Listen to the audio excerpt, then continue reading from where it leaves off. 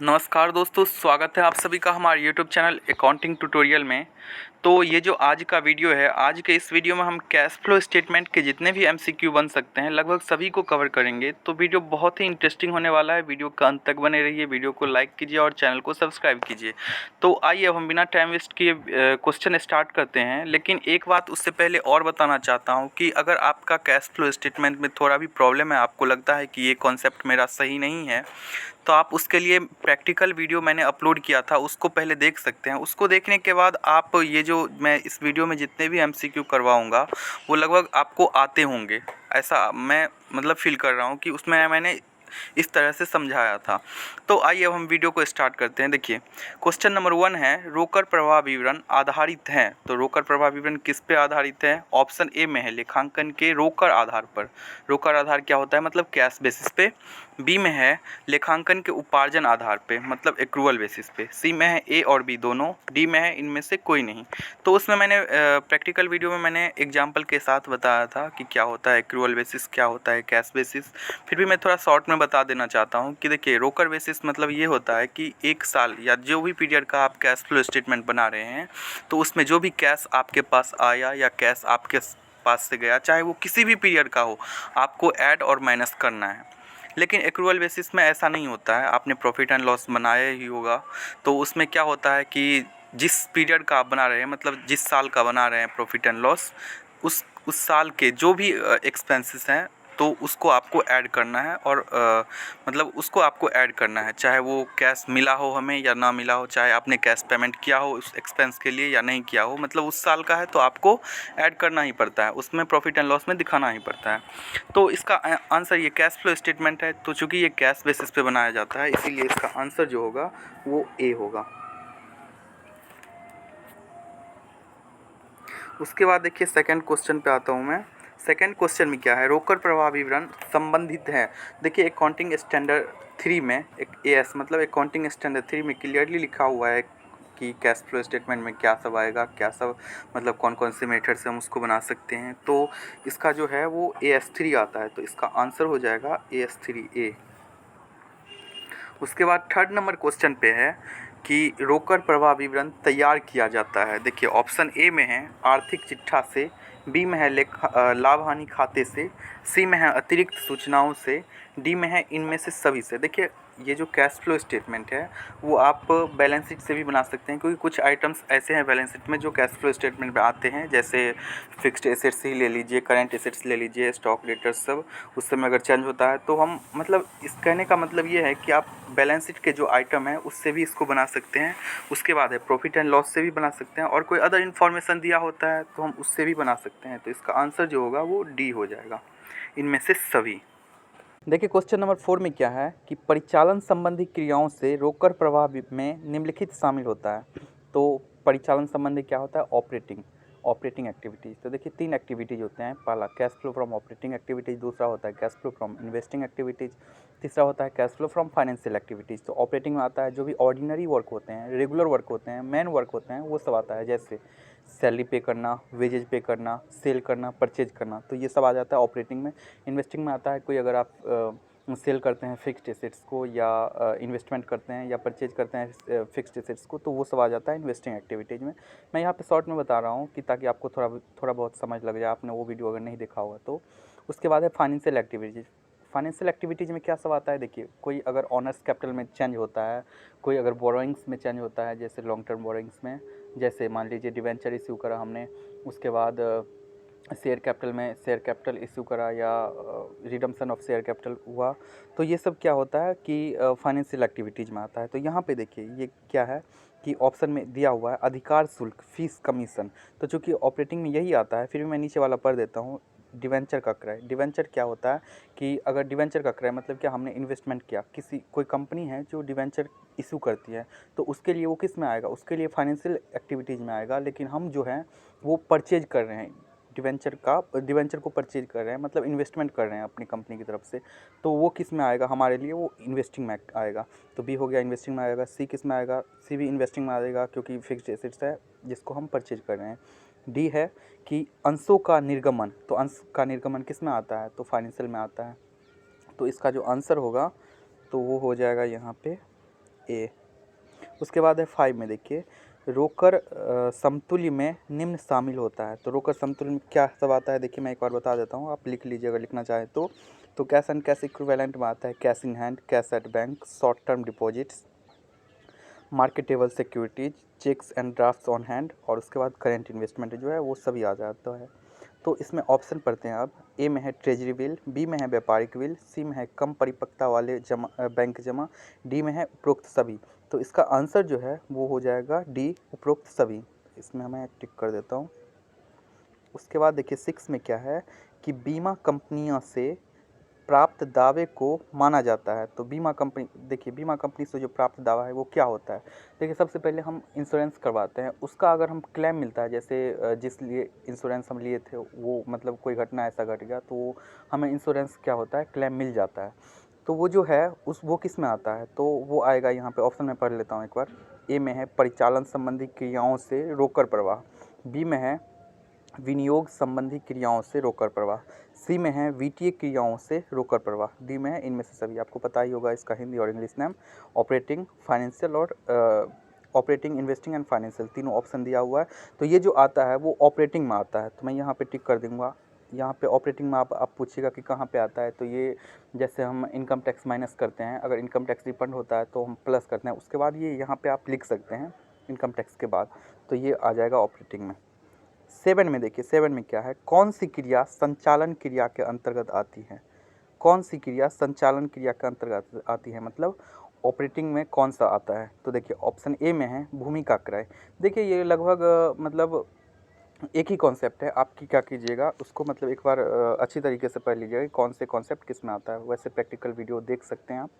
देखिए ए में है भूमि का क्रय, मतलब बिल्डिंग परचेज किया, तो बिल्डिंग परचेज किस में आता है, बिल्डिंग फिक्स्ड एसेट्स है, तो ये आएगा इन्वेस्टिंग में।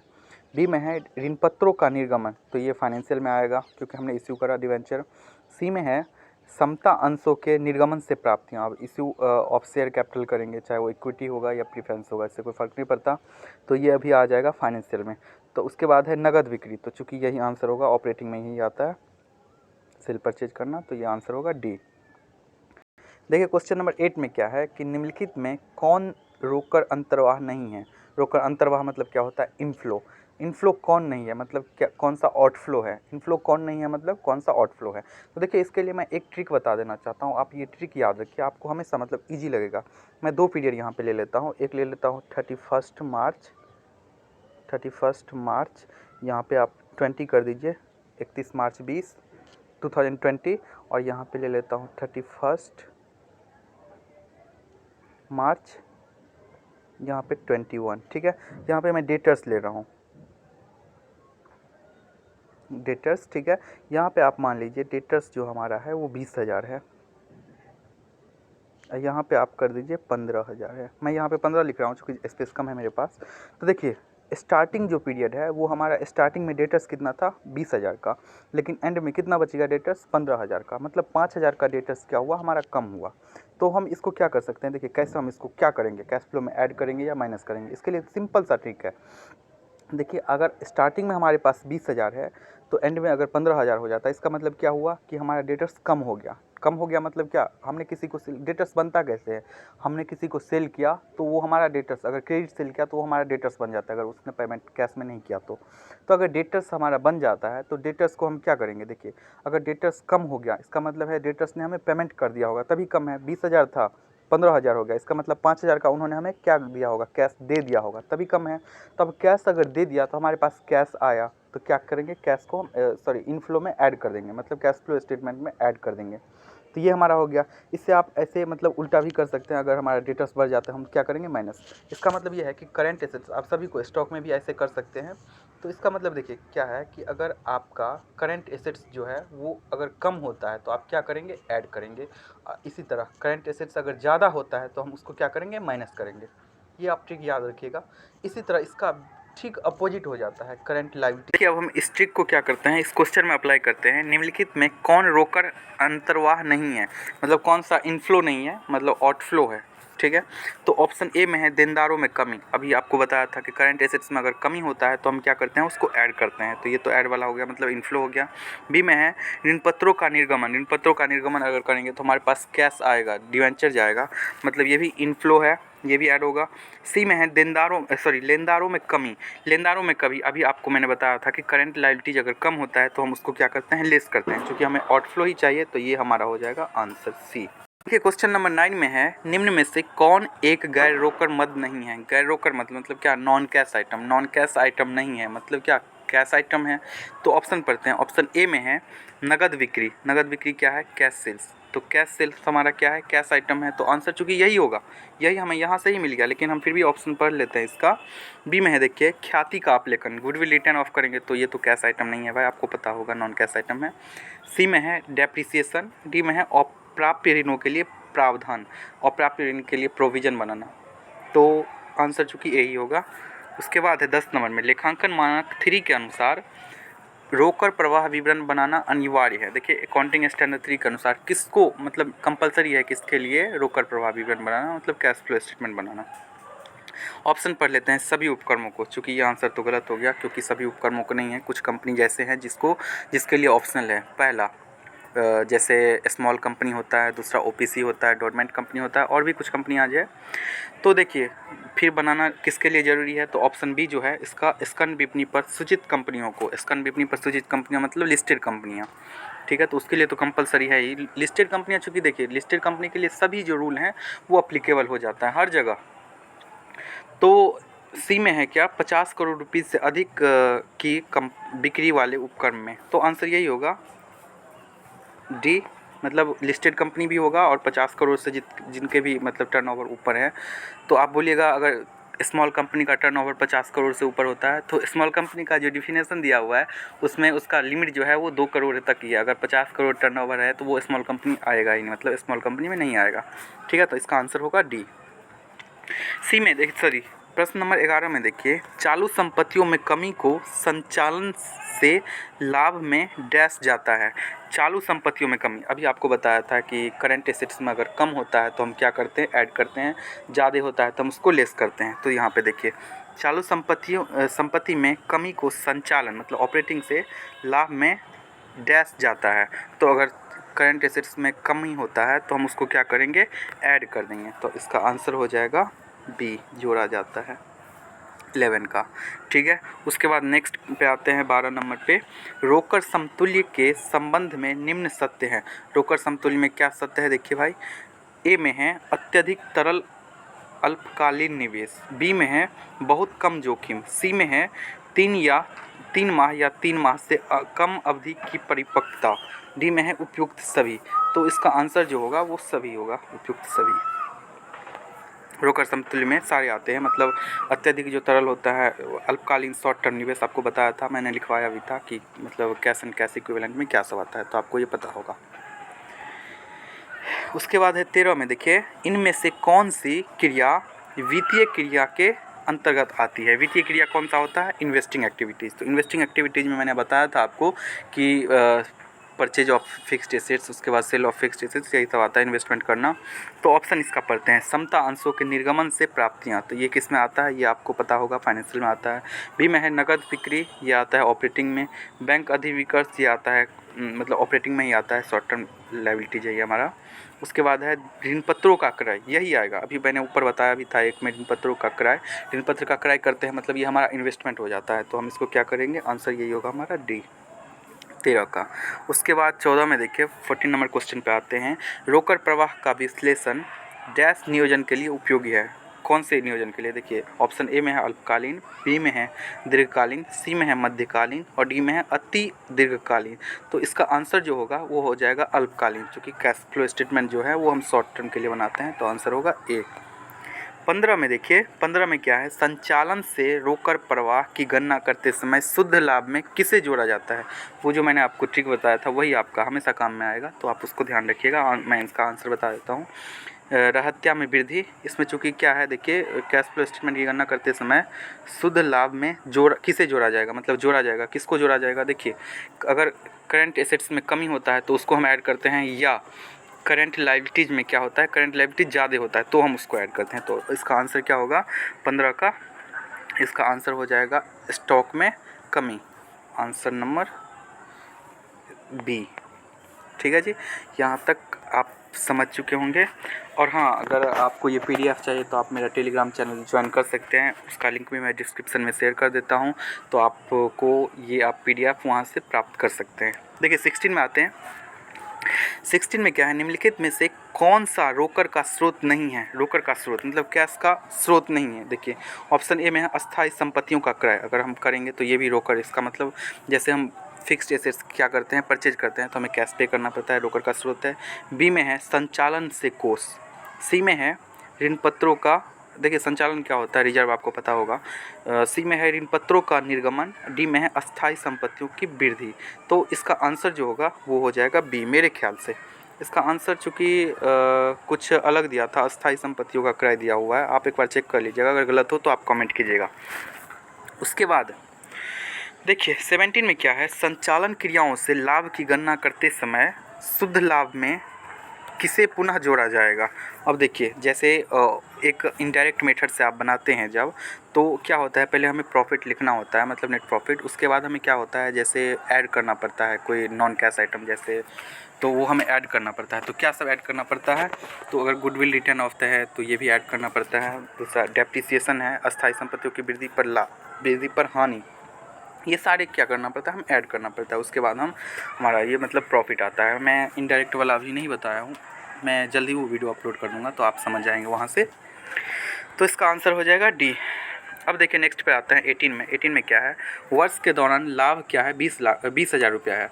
वर्ष के दौरान स्टॉक में वृद्धि 9,000। स्टॉक में अगर वृद्धि होता है, मतलब करंट एसेट्स में वृद्धि होता है, आपको तो याद ही हो गया होगा, तो हम क्या करते हैं उसको लेस करते हैं। अगर कमी होता है तो हम क्या करते हैं उसको ऐड करते हैं। उसके बाद है डेटर्स में कमी 5,000। तो आप इसको बनाना पड़ेगा, पहले आप देखिए प्रॉफिट लिख लीजिएगा, मैं यहाँ पे बना के दिखा देता हूँ। यहाँ पे आप प्रॉफिट जो है, यहाँ पे चूँकि आ नहीं रहा है, एक सेकेंड, यहाँ पे प्रॉफिट आप लिख लीजिएगा 20,000, मैं यहाँ पे 20K कर देता हूँ। उसके बाद इसमें ऐड कर देना है, आपको आता ही होगा क्योंकि मैं लिख नहीं पा रहा हूँ। उसके बाद यहाँ पे आप लेस कर दीजिएगा।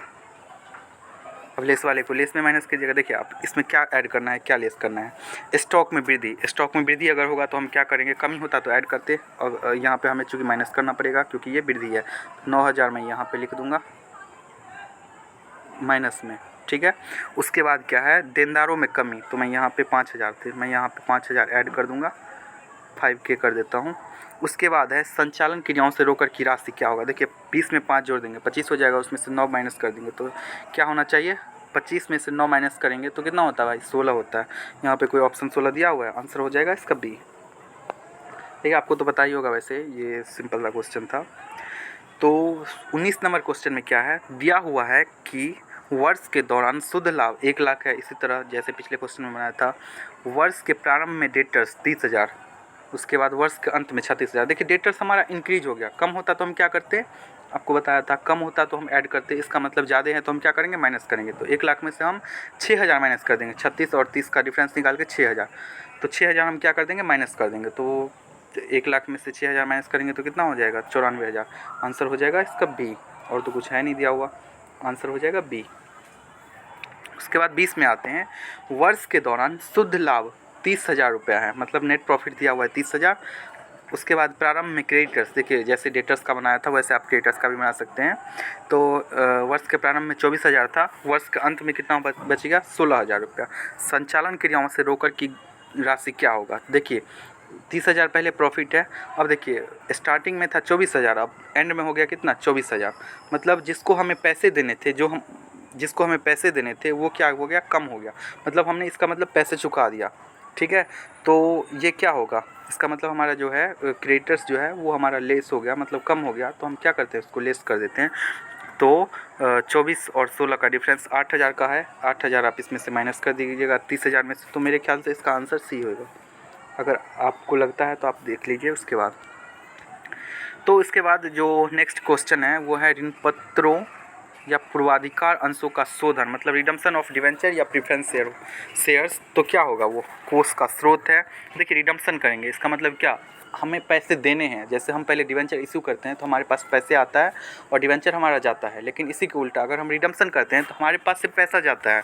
तो ये क्या होगा, कोष का स्रोत मतलब इनफ्लो, कोष का उपयोग मतलब आउटफ्लो, सी में है कोष का कोई प्रवाह नहीं, तो और डी में है रोकर का कोई प्रवाह नहीं। तो इसका आंसर जो है वो हो जाएगा कोष का उपयोग, क्योंकि हम रिडम्पशन करते हैं तो हमें पे करना पड़ता है। आंसर होगा बी। उसके बाद है 22 में, देखिए निम्न में से कौन रोकर बहिर्वाह मतलब आउटफ्लो का उदाहरण नहीं है। आउटफ्लो का उदाहरण नहीं मतलब क्या, इनफ्लो है। अब देखिए ऑप्शन ए में है ऋण पत्रों का पुनर्भुगतान, ऋण पत्रों का अगर पुनर्भुगतान करते हैं वो। दूसरा में मतलब बी में है लेनदारों में कमी, सी में है ऋण पत्रों का निर्गमन और डी में है इनमें से कोई नहीं। इसका आंसर हो जाएगा ऋण पत्रों का निर्गमन। क्योंकि वीडियो काफ़ी लंबा हो जाएगा, मैं समझा नहीं पा रहा हूँ, आप देख लीजिएगा। देखिए 23 नंबर में क्या है, रोकर प्रवाह विवरण का बनाना है, रोकर प्रवाह विवरण का बनाना अनिवार्य है। ऑप्शन ए में है। बी में है परामर्श मतलब परामर्शात्मक, जो भी आप पढ़ लीजिएगा, हिंदी थोड़ा मेरा वीक है। सी में है कंपनी अधिनियम के अंतर्गत वांछित और डी में है इनमें से कोई नहीं। तो देखिए इसका जो है अनिवार्य है, रोकर प्रवाह विवरण क्या है, बनाना अनिवार्य है। कुछ कंपनी को एक्सेप्शन है, वो अलग बात है। तो इसका आंसर जो होगा मेरे ख्याल से ए होगा। ठीक है। 24 में देखिए, 24 में क्या है, प्लांट एवं मशीनरी के क्रय के प्रतिफल में अंशों का निर्गमन। देखिए आप जैसे प्लांट एंड मशीनरी क्रय करते हैं तो क्या कर, उसके बदले में आप जैसे कैश पे करते हैं ना, वो कैश ना पे करके आप क्या करते हैं, उसके बदले आप शेयर इश्यू कर देते हैं। देखिए इसमें कैश आपको लग रहा है कहीं इफेक्ट हुआ, हमारा कैश पर कोई प्रभाव पड़ा, मुझे तो नहीं लगता भाई। तो इसका आंसर जो होगा, पढ़ लेते हैं एक बार ऑप्शन ए में है रोकर का अंतर्वाह, बी में है रोकर का बहिर्वाह, सी में है न अंतर्वाह न बहिर्वाह, उसके बाद है डी में इनमें से कोई नहीं। तो इसका जो आंसर होगा वो होगा न अंतर्वाह न बहिर्वाह, क्योंकि इसका कोई इफेक्ट ही नहीं पड़ा। तो आंसर हो जाएगा सी।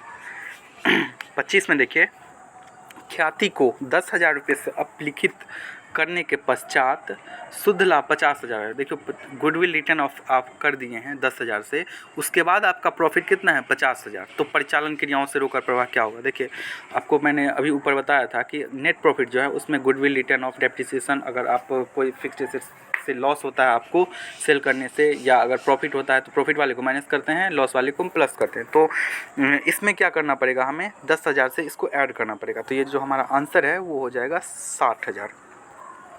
26 में है, यदि ख्याति को 6,000 रुपये से अपलेखन के बाद शुद्ध लाभ 35,000 है। देखिए अपलेखन करने के बाद 35,000 है और फर्नीचर के विक्रय पर हानि 1,000 है, तो संचालन क्रियाओं से रोकर प्रवाह का, देखिए इनडायरेक्ट मेथड आप जब भी बनाएंगे तो आपका जो प्रॉफिट है 35,000, आप पहले यहाँ पे 35,000 ले लेंगे। उसके बाद जो भी आपको नॉन कैश, सॉरी क्या बोलते हैं उसको, नॉन कैश आइटम ही बोलते हैं उसको, तो आपको पहले ऐड करना पड़ता है, या हाँ, तो आप क्या करेंगे 6,000 को पहले ऐड करेंगे। नॉन कैश आइटम, मैं अभी उसका नाम भूल रहा हूँ, आपको अगर याद है तो आप कमेंट में लिखिए। यहाँ पे मैं 6,000 ऐड कर दूँगा और ये 1,000 जो मेरा वो लॉस है मतलब सेल ऑफ फर्नीचर, वो भी मैं ऐड करूँगा। उसके बाद जो हमारा बच जाएगा 35 7 42 हो जाएगा, ये हो जाएगा मेरा आंसर हो जाएगा इसका बी होगा, बी। उसके बाद देखिए 27 में नगद बिक्री है। नगद बिक्री क्या है, अगर हम कैश सेल्स करते हैं तो वो हमारे लिए परिचालन मतलब ऑपरेटिंग, आपको ऊपर से तो यही बताता आ रहा हूँ मैं। तो ये हमारा हो जाएगा ऑपरेटिंग वाला, आंसर होगा ए। देखिए क्वेश्चन नंबर 28 में है, संचालन क्रियाओं से रोकर प्रवाह में कमी आएगी। संचालन क्रिया मतलब ऑपरेटिंग एक्टिविटीज़। देखिए आपको तो ये मतलब पता ही होगा, कितने बार हम उसको रिवाइज कर चुके हैं कि एसेट्स कब जैसे करंट एसेट्स ज़्यादा होता है तो हम उसको माइनस करते हैं, करंट लायबिलिटी जो है वो कम होता है तो हम उसको माइनस करते हैं। तो ये तो आपको पता ही होगा, फिर भी ऑप्शन पढ़ लेते हैं। ऑप्शन ए में है चालू संपत्तियों में वृद्धि। चालू संपत्ति में अगर वृद्धि होता है तो ये हमारा कमी होता है, मतलब कैश फ्लो कम होता है। तो हम इसको क्या कर देंगे, ऑप्शन ए होगा। अब आगे भी पढ़ लेते हैं, दूसरा पढ़ लेते हैं। देखिए चालू दायित्वों में कमी, चालू दायित्व में अगर कमी होता है तो हम क्या करते हैं, उसको लेस कर लेते हैं। तो ये ए और बी दोनों हमारा हो जाएगा आंसर, ए और बी दोनों, आंसर होगा डी। उसके बाद है 29 में, निम्न में से संचालन संबंधी क्रियाओं से रोकर प्रवाह का उदाहरण कौन सा है। संचालन मतलब ऑपरेटिंग, ऑपरेटिंग में कौन सा आता है, मशीनरी का क्रय, ये तो इन्वेस्टिंग में जाएगा। अंशों का निर्गमन, ये तो फाइनेंशियल में जाएगा। उसके बाद है तो स्टॉक का नगद क्रय और विनियोग का नगद क्रय। तो स्टॉक का चूँकि नगद क्रय, यही आएगा ऑप्शन हमारा हो जाएगा सी। देखिए यहाँ पे यूट्यूब चैनल का लिंक है, आप इसको मतलब सब्सक्राइब कर सकते हैं। उसके बाद यहाँ पे जो है मेरे पास ये टेलीग्राम चैनल का लिंक है, आप इस पर कर सकते हैं ज्वाइन मेरे टेलीग्राम चैनल को, और मेरे चैनल का नाम तो आपको पता ही होगा। अब देखिए नेक्स्ट पे आते हैं 30 नंबर क्वेश्चन पे। संचालन लाभ ज्ञात करते समय शुद्ध लाभ किसे जोड़ा जाएगा? तो संचालन में किसे ऐड किया जाएगा? देखिए आंसर में है, मतलब ऑप्शन नंबर ए में है ब्याज प्राप्त किया। ब्याज अगर प्राप्त किया तो ये हमारे लिए इनफ्लो है, तो ये हो जाएगा। बी में है सामान्य संचय में वृद्धि। सी में है सामान्य संचय में वृद्धि। दोनों में क्या फ़र्क है, आप एक बार बता दीजिए मुझे तो कुछ फ़र्क लग नहीं रहा। उसके बाद है डी में कर की वापसी। तो इसका जो आंसर है मैं चूँकि बता देता हूँ, सामान्य संचय में वृद्धि। अब कौन सा है आप इसका देख लीजिएगा, मुझे खुद नहीं पता, ठीक है, क्योंकि मुझे दोनों आंसर सेम ही लग रहे हैं। आप इसका देख के कमेंट कीजिएगा। उसके बाद देखिए जैसे इसके बुक में दिया हुआ था वो आंसर मैं बता देता हूँ, आंसर सी है, लेकिन क्यों है आप इसको बता दीजिएगा, मैं भी इस पर रिसर्च करूँगा। अब 31 में क्या है, देखिए संचालन क्रियाओं से रोकड़ प्रवाह ज्ञात करते समय किसे घटाया जाता है? ये तो आपको पता ही होगा, छोड़ दूं या बता दूं? मैं सिंपल सा बता देता हूं, समझाऊंगा नहीं। इसका जो आंसर है वो दिया हुआ है बी। ओ भाई ठीक है। उसके बाद है संचालन क्रियाओं से रोकड़ प्रवाह ज्ञात करते समय जोड़ा जाएगा। ये भी यार आपको जोड़ा घटाना ये तो मतलब रिपीट हो रहा है, काफ़ी बार रिपीट हो रहा है, तो आप इसको देख लीजिएगा। आंसर मैं बता देता हूँ, इसका बी है लेनदारों में वृद्धि। उसके बाद 33 में है विनियोग संबंधी क्रियाओं से रोकड़ प्रवाह का उदाहरण है। अब देखिए इन्वेस्टिंग में कौन सा आता है? नगद विक्रय। ये तो किस में आएगा? ऑपरेटिंग में आएगा। आपको पता हो, देखिए क्वेश्चन पढ़ते ही आपको आ जाना चाहिए कि ये किस में जाएगा। बी में है अंशों का निर्गमन, ये फाइनेंशियल में जाएगा। सी में है मशीनरी को विक्रय करने के लिए रोकड़ का भुगतान, क्रय करने के लिए, वही तो मैं सोच रहा था, विक्रय करने के लिए, बिक्री से तो कैश आता है हमारे पास, तो क्रय करने के लिए रोकड़ का भुगतान, तो आंसर हो जाएगा यही हमारा सी। ठीक। उसके बाद देखिए 34 में क्या है, 34 में है वित्त संबंधी क्रियाओं से रोकड़ प्रवाह का उदाहरण है। वित्त मतलब फाइनेंशियल, ठीक है। तो ऑप्शन ए पढ़ते हैं माल का अगर विक्रय करेंगे तो ये ऑपरेटिंग में आएगा। विनियोग का विक्रय, विनियोग भी इन्वेस्टिंग में आता है। उसके बाद है सी अंशों के निर्गमन से प्राप्त रोकड़, तो आंसर यही हो जाएगा इसका सी 34 का। उसके बाद 35 में देखिए रोकड़ प्रवाह विवरण तैयार करते समय आप ऋण पत्रों पर ब्याज के भुगतान का व्यवहार किस प्रकार करेंगे? ऋण पत्रों का पर ब्याज, देखिए डिवेंचर है, उस पर हम जैसे डिवेंचर इशू करते हैं तो वो हमारे लिए किस में आता है? वो आता है फाइनेंशियल में। उस पर अगर ब्याज हम पे करते हैं तो वो भी हमारे लिए फाइनेंशियल में ही आता है। तो 35 का जो आंसर होगा वो कौन सा होगा? मैं पढ़ के सुना देता हूँ एक बार। संचालन क्रियाओं से ये तो नहीं आएगा भाई, विनियोग क्रियाओं से ये भी नहीं होगा, आंसर होगा इसका सी। उसके बाद 36 में है रोकड़ प्रवाह विवरण में आप ख्याति के क्रय को किस प्रकार लिखेंगे? अब ख्याति क्रय किया, गुडविल क्या है? हमारे लिए फिक्स्ड एसेट्स है। इंटेंजिबल, चूँकि इंटेंजिबल एसेट्स हैं लेकिन वो भी फिक्स्ड एसेट्स में आता है, तो इसका फिक्स्ड एसेट्स को अगर हम क्रय करेंगे तो वो हमारे लिए किस में आएगा? ऑप्शन ए में है संचालन क्रियाओं से प्रवाह, बी में है विनियोग क्रियाओं से प्रवाह, सी में है वित्तीय क्रियाओं से प्रवाह, डी में है रोकड़ समतुल्य। तो इसका आंसर मेरे ख्याल से जो आएगा वो आएगा बी, आप देख लीजिएगा।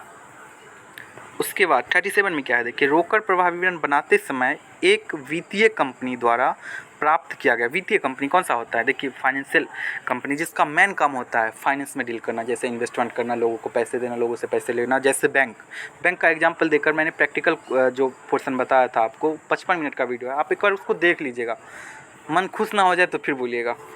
तो देखिए ये जो है जैसे बैंक है, उसके लिए मैं क्या क्वेश्चन में था, कंपनी द्वारा प्राप्त किया गया ब्याज किस प्रकार की क्रिया के अंतर्गत वर्गीकृत किया जाता है? चूँकि ये ऑपरेटिंग में आता है, उसका काम ही वही होता है पैसे लगाना, तो इसका आंसर जो है ए आ जाएगा, ठीक है। उसके बाद 38 में देखिए निम्न में से कौन सा मद रोकड़ तुल्य है? अब कैश एंड कैश इक्विवेलेंट में मैंने आपको बताया था, आपको याद ही होगा, तो इसका मैं आंसर बता देता हूँ। इसका आंसर जो है, चूँकि वीडियो लंबा हो गया तो मैं सिंपली बता देना चाहता हूँ कि इसका आंसर जो है वो ए होगा।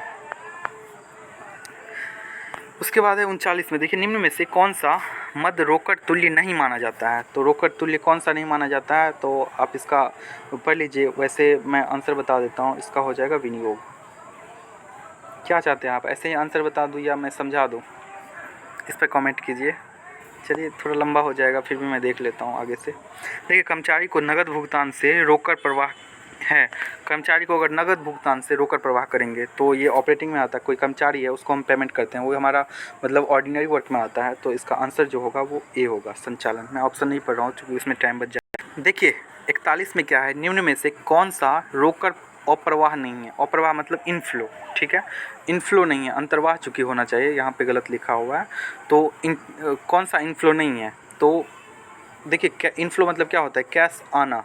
कैश आना नहीं है, मतलब कैश जाना है।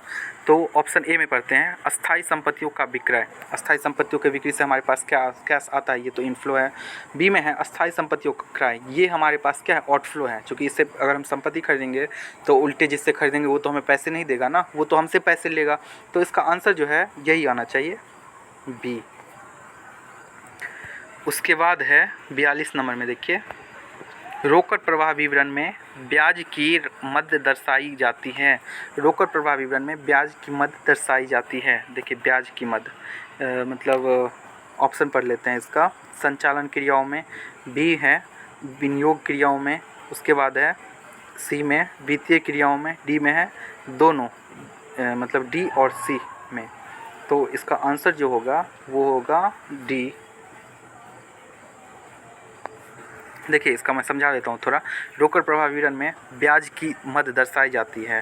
तो देखिए जैसे इंटरेस्ट है, इंटरेस्ट अगर हमें रिसीव होता है, इंटरेस्ट रिसीव होता है, इसका मतलब हमने इन्वेस्टमेंट किया था, जैसे डिवेंचर हमने किसी कंपनी का ख़रीदा था, तो उससे क्या होता है, हमें इंटरेस्ट रिसीव होता है। तो इंटरेस्ट रिसीव होता है तो वो हमारे लिए किस में आता है, इन्वेस्टिंग एक्टिविटीज़ में आता है।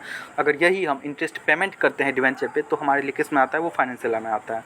तो इसका चूँकि इसमें क्वेश्चन में पूछ रहा था कि ब्याज को हम कहाँ कहाँ दिखाएंगे, तो विनियोग में भी दिखाते हैं और वित्तीय में भी दिखाते हैं। तो इसीलिए आंसर इसका दोनों हो गया। 43 में है, निम्न में से कौन सा रोकड़ बहिर्वाह नहीं है। रोकड़ बहिर्वाह मतलब आउटफ्लो नहीं है, इसका मतलब इनफ्लो है।